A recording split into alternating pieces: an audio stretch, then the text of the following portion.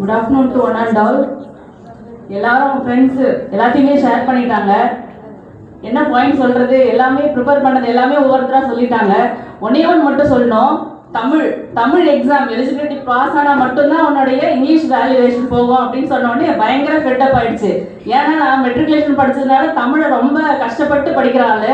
என் பொண்ணுகிட்ட போயிட்டு இந்த மாதிரி தான் எக்ஸாம் தமிழ் பாஸ் ஆனதாண்டா நான் அம்மா இங்கிலீஷில் பாஸ் ஆக முடியும்னு சொன்னோடனே அச்சோ அம்மா நீ தமிழ் எப்படிமா பாஸ் ஆகுவ அப்படின்னு கேட்டாங்க. அங்கேயே இன்னும் ரொம்ப ஹோப் விட்டு போச்சு. அதுக்கப்புறம் தான் நம்ம சக்திவேல் சாரோட லெசன் கேட்டோடனே கொஞ்சம் கொஞ்சமா அப்படியே லாஸ்ட்ல இருந்து முன்னாடி வந்தோம். அப்புறம் ஒரு எக்ஸாம்ல நானே ஃபர்ஸ்ட் மார்க் எடுத்தேன் டெஸ்ட்ல. அதுக்கப்புறம் தான் ஓகே நானும் தமிழ்ல பாஸ் ஆயிடுவேன், கண்டிப்பா என்னோட இங்கிலீஷ் எக்ஸாமும் இவாலுவேட் ஆகுன்ற கான்ஃபிடென்ட் வந்துச்சு. வீட்டில் எல்லாருமே கான்ஃபிடென்ஸ் ஒரு டைம்ல இழந்துட்டாங்க. ஏன்னா 2 முறை பிஜி அட்டன் பண்ணேன். அதுக்கு முன்னாடி 2013 டெட் பாஸ் பண்ணும்போது என்ன நினைச்சேன்னா அட்லீஸ்ட் ஒரு பேப்பர்ல இல்லைன்னா கூட ஒரு பேப்பர்ல எனக்கு கண்டிப்பா வேலை கிடைக்கும் அப்படின்ற ஹோப் நிறைய இருந்ததுனால என்ன பண்ணேன், ஏதோ ஒரு பேப்பர்ல ஃபர்ஸ்ட் பேப்பர் ஒன்று செகண்ட் கிரேட் கிடைக்க போது இல்லை நமக்கு செகண்ட் பேப்பர்ல கண்டிப்பா போயிடுவோம் அப்படின்னு நினைச்சிட்டு இருந்த எனக்கு ஒரு பெரிய இடின்னு தான் சொல்லலாம். அதுல இருந்து மீண்டு வர்றதுக்கே பல வருஷங்கள் ஆச்சு. என்னடா இது, நான் 92 93 எடுத்து என்னால ஒரு வேலைக்கு போக முடியல. அதுக்கு பெரிய என்ன காரணமா இருந்துச்சுன்னா நான் படிச்சது எல்லாமே கரஸ்ல தான். ஏன் கரஸ்ல போனேன் அப்படின்னா ஃபேமிலியோட சுச்சுவேஷன் எல்லாத்தையுமே கரஸ்ல படிக்க வேண்டிய நிலைமை. ஸ்கூல்ல ஒர்க் பண்ணிக்கிட்டே படிச்சதுனால என்ன பண்ண முடியல, ரெகுலர்ல போக முடியல.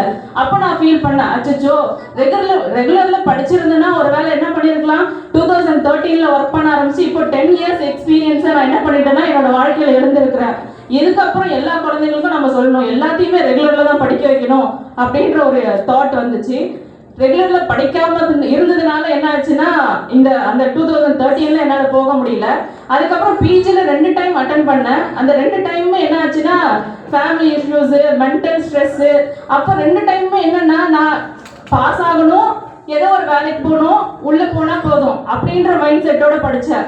அதுக்கப்புறமா செகண்ட் டைமும் பிஜி ஓகே வராதுன்னு சொன்ன உடனே எல்லா புக்ஸ் எல்லாத்தையும் பண்டில் பண்ணி என்ன பண்ணியாச்சு, ஓகே அவ்வளோதான், இதுக்கப்புறம் மெட்ரிகுலேஷன் ஸ்கூலுக்கு போகிறோம் இல்லை காலேஜில் எங்கேயோ வேலைக்கு போகிறோம், இதுக்கப்புறம் தேவையே இல்லை, படிக்கவே கூடாது அப்படின்னு சொல்லி தான் உள்ளே போட்டிருந்தேன்.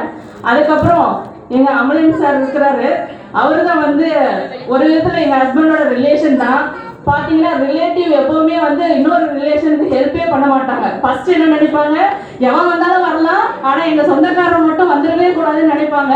ஆனால் ஃபர்ஸ்ட் டைமாக ஒருத்தர் இல்லை உனக்கான கெப்பாசிட்டி இருக்கு, யூ கேன் டூ இட் அப்படின்னு சொல்லிட்டு என்னை ரொம்பவே மோட்டிவேட் பண்ணார். நான் அடி மட்டத்தில் இருந்தேன், இல்லை சார் புக்கையே நான் தொட மாட்டேன், நான் பரன் மேலே போட்டது தான் இனிமேல் எடுக்க மாட்டேன்னு சொல்லியிருந்தேன். இல்லைம்மா எடுத்து படி, கண்டிப்பாக நிச்சயமா உனக்கான நீ டிசர்வ் பண்ற அப்படின்னு சொல்லி மோட்டிவேட் பண்ணாரு. என்ன மட்டும் இல்லை, எங்க ஹஸ்பண்டையும் மோட்டிவேட் பண்ணி இல்லை அவங்க சேர்த்து விடுங்க, கண்டிப்பா முடியும் அவங்களால அப்படின்னு சொல்லி சேர்த்து விட்டாரு. அதுக்கப்புறம் சேர்ந்து எப்படியோ படிச்சாச்சு. அப்பதான் முடிவு பண்ணேன், நான் கடைசியா ஏதோ ஒரு போட்டாலையோ எதுலையோ ஒன்றுல சும்மா என் நேம் அதில் நான் செலக்ட் ஆனா போதும் இத்தனை நாள் நான் படிச்சுட்டு இருந்ததுனால தான் என்னால் என்ன பண்ண முடியல, ஒரு டைமும் 0.5 1 மார்க்ல வெளியே வந்துட்டு இருந்தேன். இதுக்கப்புறம் படிச்சேன்னா நான் என்ன பண்ணுவோம், நான் தான் ஸ்கூலை சூஸ் பண்ணணும், நான் எந்த இடத்துக்கு போகணுன்றத நான் சூஸ் பண்ற அளவுக்கு ஹையஸ்ட் டாப் 10லயாவது டாப் 5குள்ளயாவது வரணுன்ற மோட்டிவேஷன்ல படித்தேன். அப்படி படித்தா மட்டும்தான் நம்ம என்ன பண்ண முடியும்ன்றது எனக்கு தெரிஞ்சிச்சு. அதுக்கப்புறம் நம்ம விவேக் சார்கிட்ட ஒன்னே ஒன்று மட்டும் தான் கேட்கணும், சார் ரூம் போட்டு கொஸ்டின் யோசிப்பீங்களா இல்லை எந்த ரூம்ல கீ ஆன்சர் நம்ம 4 கொடுத்தாலே அந்த மனுஷன் 4 ஆப்ஷன் கொடுப்பாரு. அந்த 4 ஆப்ஷன் யோசிக்கிறதுக்கே 4 மணி நேரம் வேணும். சார் எக்ஸ்ட்ராடினரி ஜே வரைக்கும் இருக்கும். அந்த ஆப்ஷனை படிக்கிறதுக்கே பார்த்தீங்கன்னா எக்ஸ்ட்ரா பிரெயின் ஒன்று தேவைப்படும். அவர் படிச்சுட்டு நான் வீட்டிலலாம் சொல்லிட்டு இருப்பேன், இவர் எப்படித்தான் கொஸ்டின் செட் பண்றாருன்னு தெரியல. ஒரு நாள் 3:30 மணிக்கு எக்ஸாம் எழுதிட்டு இருந்தேன் சார். அப்பயே கால் பண்ணி, சார் எந்த ரூம் போட்டு எங்கதான் கொஸ்டின் பேப்பர் செட் பண்றீங்க, எங்க இருந்து உங்களுக்கு மட்டும் இந்த மாதிரிலாம் ஆப்ஷன் கிடைக்குதுன்னு கேட்கலான்னு. ஏதோ ஒரு கொஸ்டின் எழுதிட்டு இருக்கும்போது பார்த்தா ஆப்ஷன்ல கட்டப்பான்னு கொடுத்துருந்தாரு. அன்னைக்குதான் கால் பண்ணணும்னு நினைச்சேன், சார் எங்க இருந்து சார் இந்த மாதிரிலாம் உங்களுக்கு தோணுதுன்ட்டு. Okay thank you all. அப்புறம் என்னோட ஃபேமிலி மெம்பர்ஸ், மெயினாக எங்கள் மாமியாருக்கு எனக்கு ரொம்ப ஹெல்ப் பண்ணாங்க. எந்த வேலை செய்யணும்னாலும் பரவாயில்ல, படிக்கிறது மட்டும் செய்யுன்னு சொல்லிட்டு டோட்டல் ஃபேமிலி சப்போர்ட் பண்ணாங்க. தேங்க்யூ. அப்புறம் எங்கள் பேரண்ட்ஸ் பார்த்தீங்கன்னா டோட்டலாக எங்கள் அம்மாவுக்குலாம் என்னென்னா டைம் என்னன்னு கூட சொல்ல தெரியாதவங்க, ப்ளஸ் ஏபிசிடி என்னன்னு தெரியாது. நான் படித்தா போதுன்றது மட்டும்தான் எங்கள் அப்பாவோட ஆம்பிஷன். அவர் சொல்கிற ஒரே ஒரு விஷயம் என்னன்னா, என்னால் ஃபீஸ் கட்ட முடியலன்னா கூட என்னோட தலையை அடமானம் வச்சா உங்களுக்கு ஃபீஸ் கட்டி படிக்க வச்சிடுறேன்.